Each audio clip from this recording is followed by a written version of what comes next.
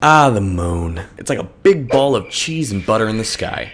Ever since the first person laid eyes on it, the thought was instantly, how do I get there? Well, in late July 1969, humanity actually did it. We sent 2 men up in a space capsule, and they were the first human beings to ever set foot on the rocky surface hundreds of thousands of miles away. While multiple spacefaring humans did the same, the vast majority of people still haven't even flown in a plane, let alone gone to the moon. But what if we could? What if there was some super highway that led from Earth all the way to our lunar sister? How long would that take? How much would it cost? And most importantly, what would we need on our journey to get there? I'm Julian.Sepulveda from Spoilers, and get ready to learn a bunch of scientific mumbo-jumbo that you didn't care about 2 minutes ago. But now do, because you clicked on this video. If you're a returning subscriber, really happy to have you back. I know it's been a while since I took like a month-long break, but I'm back. If you're new around here or just on one of those late-night YouTube binges, then feel free to click subscribe, like, comment, all that jazz. Helps me out a ton. If you want to go even further, you can donate to me on Patreon. I got some goodies for you there. Also, thank you to the 2 patrons that I have right now. They are right here. You guys actually make this all worth it. I got a link to that, plus all my other social media, including my Discord, listed down below. So if you're interested in that, check it out. All right, YouTubers feel done. Let's go back to the video. Now, obviously, a bridge to the moon is kind of impossible. Many different things out of our control hold us back. Biggest thing is probably going to be the fact the moon doesn't stay in place. It orbits the Earth. So, yeah, even if you built a bridge out that far, the moon would just be gone and be there for a split second. You also got to worry about gravity, escape velocity, human limitations, and just good old-fashioned bad luck. But we're going to drop most of these things for the sake of an interesting video and our hypothetical idea. Now, the first thing we need to think about is actually distance. How far is the moon? Well, luckily, this is probably one of the easiest things that we're going to have to think about during this video. The moon is roughly 238,900 miles away from Earth, or, man, what number is that? 384,472.282 kilometers. Now, this is a very, very, very long distance away, and most vehicles aren't going to make the cut, especially because while they have to be fuel efficient, they also have to be able to tug all the supplies that we need. So I decided when picking a vehicle for this, I had to pick a compromise between fuel mileage, reliability, and pulling power when choosing a vehicle for a hypothetical journey. Now, this was no easy task, as fuel mileage and power tend to be polar opposites, since the way to get more power is to use more fuel. So no, a Dodge Challenger is not what we can use to get there. Those aren't even good at towing. They don't have the transmission for it. Now, after comparing vehicle after vehicle for what felt like hours, I was no closer to picking a good choice. Until I suddenly had an idea. An idea that was so far in the left field that it just kind of had to work. This whole time, I was thinking about using a regular commuter car or commuter truck, and I realized that is not the way to go about this. What does everyone use when they need to haul a lot of stuff long distances? You use a semi-truck. And not just any semi-truck, I decided to use a Freightliner Cascadia Evolution I, a reliable semi-truck with a sleeper cab. Now, semi-trucks are not known for their gas mileage. In fact, most semi-trucks have a fuel mileage of roughly 6 miles per gallon or 2.55 kilometers per liter. Does the rest of the world even say, I know you guys don't say miles per gallon because you don't measure that. What do you guys say? Is kilometers per liter the correct thing? I don't know. I'm American.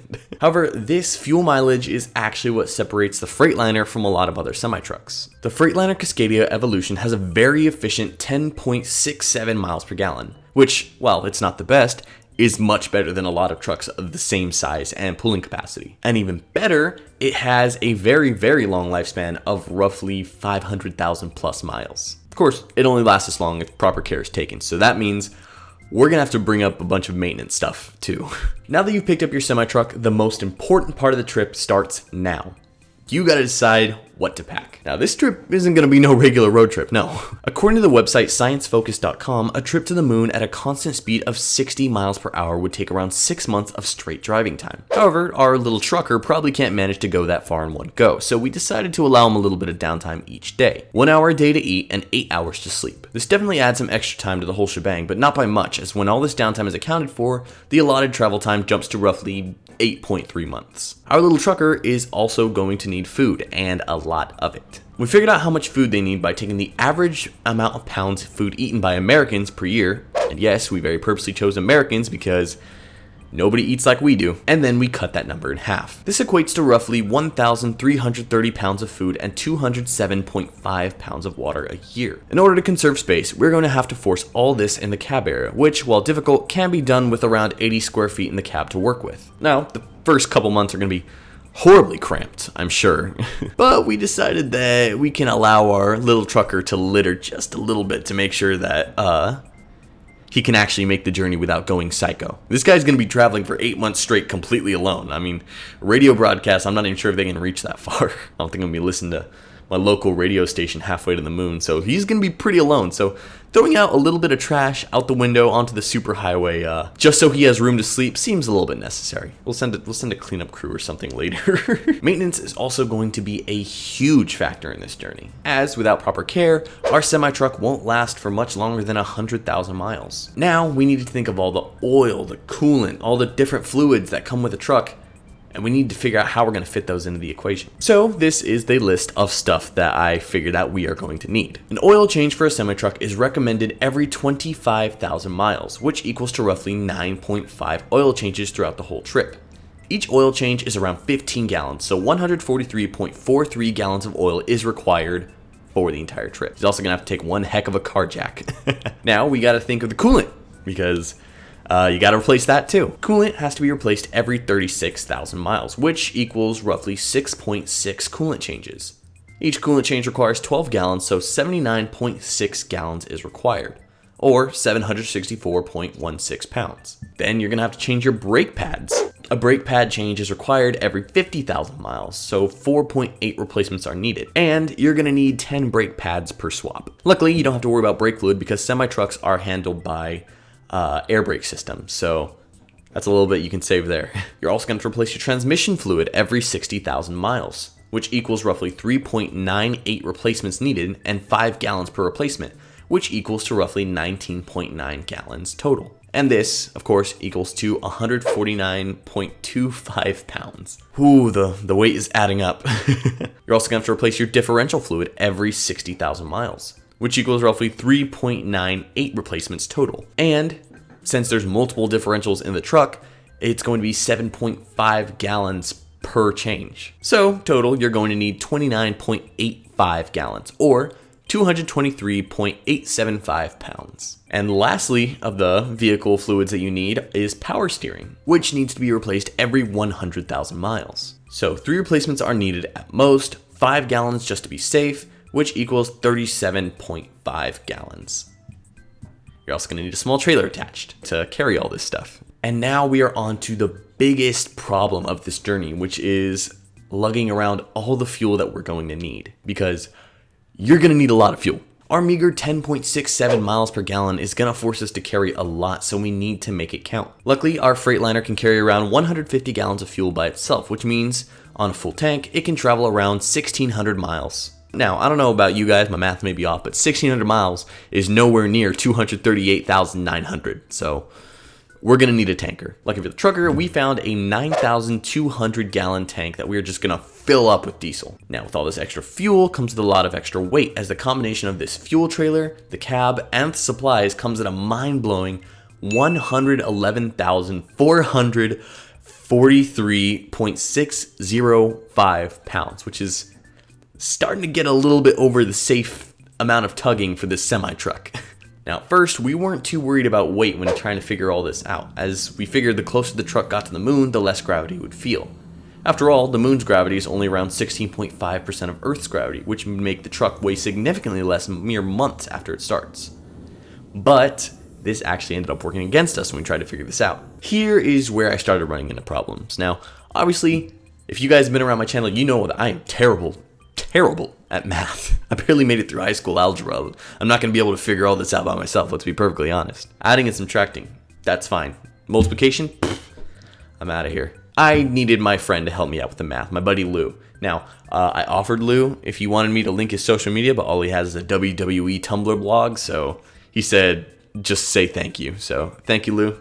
Really appreciate it. This goes out to you. With Lou's calculations, the full tanker would not be enough to make it to the moon, as the lower gravity in a vacuum environment would cause the semi-truck to have while less weight, significantly less traction, and of course, this would cause it to burn more fuel. In fact, it would burn so much fuel that the diesel required to get there would actually be more than if the truck did the same amount of miles on Earth, blowing it to a mind-blowing number of 250,664,517 gallons required. This actually made the trip physically impossible. So I had to go back and change a few things with the hypothesis. I'm not even sure if I can call it a hypothesis. I'm not even sure if I can call it a hypothesis. I'm not a scientist. I'm an idiot that makes car videos. The highway to the moon was now going to be a small tube, just barely enough room for the truck to get through. This highway would then be enclosed so air would be allowed in. Why is air so important, you may ask? Well, it actually comes back to why the Freightliner is separated from everyone else. Part of the Freightliner Cascadia's claim to fame is its superior aerodynamics compared to other semi-trucks. These aerodynamics not only help it get better fuel mileage, but also keeps the truck planted firmly on the pavement. It's no F1 car, but it'll get the job done. I also took the liberty of adding like 4 wheels to the top of the trailer. You know, that way if it did start pressing on the top, it wouldn't cause a bunch of extra drag and just keep moving. And then hopefully just bounce right back to the road instead of destroying itself. Now, with the traction problem solved, and I use the term solve loosely because I'm not a scientist, again, I'm just a guy that makes videos on YouTube. I took the numbers back to my mathematician, who then took traction out of the equation. Without the lack of traction, the total amount of fuel required quickly plummeted to 11,194.9 gallons required. Dang, that's still slightly too much. You know, we're almost there, but we need another small mini tanker. Deciding to cut it close, we decided to go take a 3,000 gallon tanker, which gave us the rest of the fuel we needed to get there, and then some. And now that we have all of our supplies, it's time to hit the road to the moon. In 8 months, our little trucker will have made it all the way there with no food, gas, or water to spare. Poor guy, but we'll reimburse his family or something. Yeah, according to the government, a human life is worth $5,000, so tough nuts, family. No college for your kids. That's horrible. Why would I say that? Let's figure out how much this thing would cost. All right, this is gonna be me reading off a lot of stuff. Okay. Remember, this number will not include tax, and it is based off of prices that I found on the date of September 15th, 2020. The cost for the truck by itself will be $92,000. The cost of the first gas tanker will be $61,900. The cost of the second smaller tanker will be $30,000. The cost of the mini trailer will be $6,400. The cost of all the supplies in that mini tanker will be $8,161.11. The cost of all the food will be $2,221.10. The cost of the water, believe it or not, will be around $40 as long as he does his shopping right and buys it wholesale. And the cost of all the fuel is $26,669.20. So altogether, at minimum, this trip is going to cost $227,391.41, not including the cost of the highway or the years of therapy that trucker is going to have to go through because he was alone for 8 months straight. Now you may be wondering, why did you go through all the trouble to make this video? The answer is simple: views and genuine curiosity. Alright, that just about wraps this video. I hope you guys enjoyed. If you like other random videos like this, I got a lot more on my channel down below. Remember, like, comment, subscribe, blah, blah, blah, that whole shebang. Remember to join the Discord if you want to become friends with me and the rest of the people there. You know, it's a lot of fun. It's really chaotic, so I'm told, because I've only been on that Discord before. I just made it because it's popular. So yeah, that wraps everything up. Hope you guys have a great day. Peace.